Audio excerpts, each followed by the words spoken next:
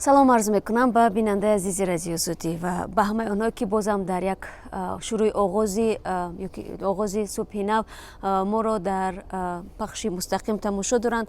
Шалои Гулхоҷа ҳастам ки дар рӯбарӯи шумо қарор дорам ва ҳоло соат бо вақти прага расо 7 аст ва ман чун ҳамеша омода ҳастам ки дар ҳамин лаҳзаҳо барои шумо хабарҳои Тоҷикистону ҷаҳонро бирасонам ва умедворам ки моро танҳо намегузоред ва дар чанд дақиқаи дигар чун ҳамеша моро ҳамроҳӣ хоҳед кард. Варзишгарони тоҷик дар ҷоми Осиё оид ба ҷудо миёни наврасону ҷавонон ки рӯзҳои 21 ва 22 июл дар Макао доир шуд 6 медаль ба даст оварданд. Дар ҷоми Осиё 117 варзишгар аз 19 кишвар ширкат доштанд. Тоҷикистонро дар мусобиқаи ҷавонон 4 варзишгар намояндагӣ кард ва ҳар 4 бо медалҳо мукофотонида шуданд. Хаёмиддин Ҷабборов дар вазни зери 73 кило ва Ҷаҳонгир Маҷидов дар вазни зери 81 кило бо медалҳои тилло сарфароз гаштанд. Фаридун Холиқов дар вазни зери 81 кило медали нуқра ва Муҳаммадулло Лоиқов дар вазни зери 90 кило медали биринҷӣ гирифтанд. Варзишгарони тоҷик дар ҷоми Осиё оид ба ҷудо миёни наврасон ки бо ширкати 125 варзишгар аз 29 кишвар барпо гардид 1 медали тилло ва 1 медали биринҷӣ ба даст оварданд. Ҷумла Сулаймон Ҷамшед дар вазни зери 60 кило бо медали тилло ва Ғаниҷон Ғаниев дар вазни зери 73 кило бо медали биринҷӣ мукофотонида шуданд ва мо албатта ин варзишгаронро бо ин пирӯзияшон табрик мегӯем. Ва ҳоло рӯ меорем ба як мавзӯи ҷаҳонӣ. Як ҳайати давлатии Амрико аз 20 то 23 июл ба Осиёи марказӣ сафар карда дар Қазоқистон ва Узбекистон бо намояндагони 5 кишвари Осиёи марказӣ ҳамкориҳои иқтисодӣ ва амниятро баррасӣ карданд. Рӯзи душанбе Департаменти давлатии Амрико изҳор намуд ки мулоқот дар чорчӯби гурӯҳи 5+1 яъне Амрико ва Қазоқистон, Қирғизистон, Тоҷикистон, Туркманистон ва Узбекистон як пойгоҳи дипломатии тавсияи ҳамкориҳо ва ҳамоиши иқтисодӣ мебошад. Раҳбари ҳайати Амрикоро ёвари котиби давлатии Амрико Маниша Сингҳ бар ӯҳда дошт. Гурӯҳи зери раҳбарии ӯ 20 июл масъалаҳои марбут ба ҳамоиши иқтисодиро дар шаҳри Алмато баррасӣ кард. Муовини ёвари котиби давлатии Амрико дар умури Осиёи марказӣ Ҳенри Эншер раҳбари ҳайати марбут бо гурӯҳи кории муҳити зистро сарварӣ мекард. Ин гурӯҳ 23 июл дар Тошканд мулоқот доир намуда мубориза бо терроризм, амнияти марзҳо ва муқовимат бо экстремизмро баррасӣ намуд. Ва ҳоло рӯ меорем ба Тоҷикистон ки дар он ҷо Раҷабали Одинаев, раиси ширкати Умед 88 дар содир кардани 7 ҷиноят муттаҳам дониста мешавад. Мақомоти додгоҳи олии Тоҷикистон мегӯянд дар кирдорҳои Одинаев ҷиноятҳое ҳаст ки характери махфӣ доранд ва ба ҳамин хотир мурофиаи ӯ паси дарҳои баста ҷараён дорад. Шермуҳаммад Шоиён, раиси додгоҳи олии Тоҷикистон, рӯзи гузашта зимни нишасти хабарӣ афзуд, танҳо баъди содир шудани қарори додгоҳ ҷузъиёти мурофиаи Раҷабали Одинаевро онҳо расонаӣ хоҳанд кард. Раҷабали Одинаев аз моҳи октябри соли 2017 дар боздошт аст. Ӯро ба напардохтани 171 миллион сомонӣ пули сохтмони нирӯгоҳи Роғон ки Вазорати молияи Тоҷикистон соли 2015 ҳамчун қарз ба ширкати зери раҳбарии ӯ дода буд муттаҳам мекунанд. Ва як хабари нохушам ҳаст аз Русия ки дирӯз дар шаҳри Серпухофи Русия баъди ҷустуҷӯи якрӯза ҷасади духтари 5-солаи тоҷикро пайдо карданд. Ҷасад дар назди роҳи оҳан ва дар дохили як борхалта ёфт шуд. Дар ин куштор ҳамсояи ин хонаводаи тоҷик ҷавони 27 сола Александр Сёмин гумонбар дониста мешавад.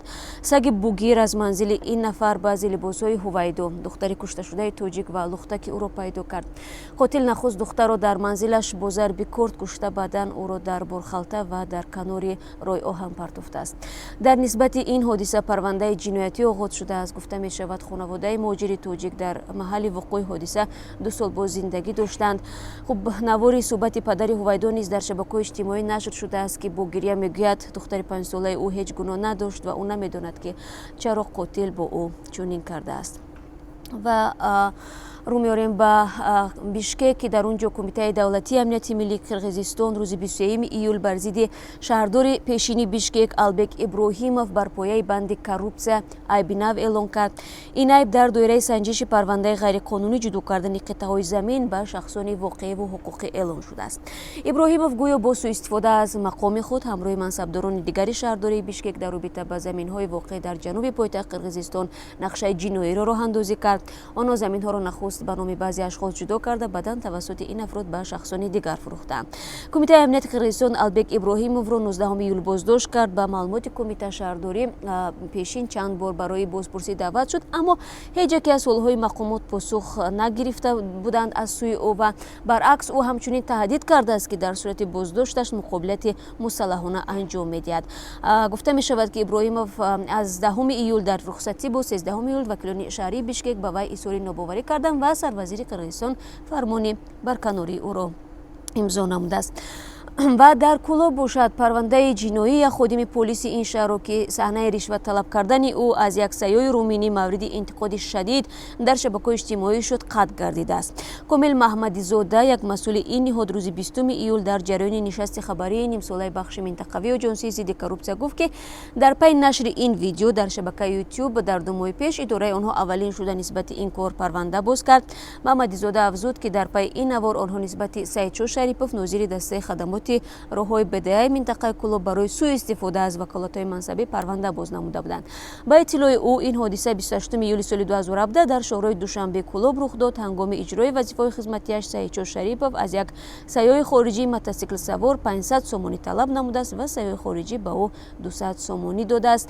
комил маҳмадзода гуфт бинобар сабаби пушаймонӣ аз кирдори содир намудааш дар нисбати ин нозириро парвандаи ҷиноятиаш қатъ шудааст. ин модда ба суду прокурор ҳақ медиҳад ки шахси ба ҷавобгарӣ ҷиноятӣ кашида шударо дар сурати пушаймонӣ аз кирдори кардааш оғози парвандаи ҷиноиро рад кунад.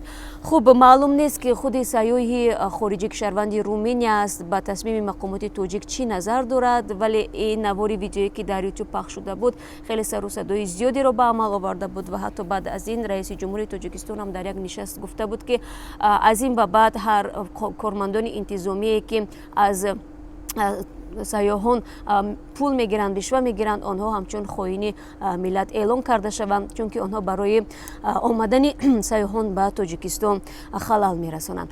хуб бинандаи азиз, чанд хабаре буд ки мехостам бо шумо дар ин субҳи барвақт дар миён бигзорам. ташаккур мегӯем ки ҳар рӯз чанд дақиқа худатонро барои шунидани хабарҳо ба мо сарф мекунед. шуморо баъд аз чанд соати дигар дар пахши мустақим бозам интизор мешавам.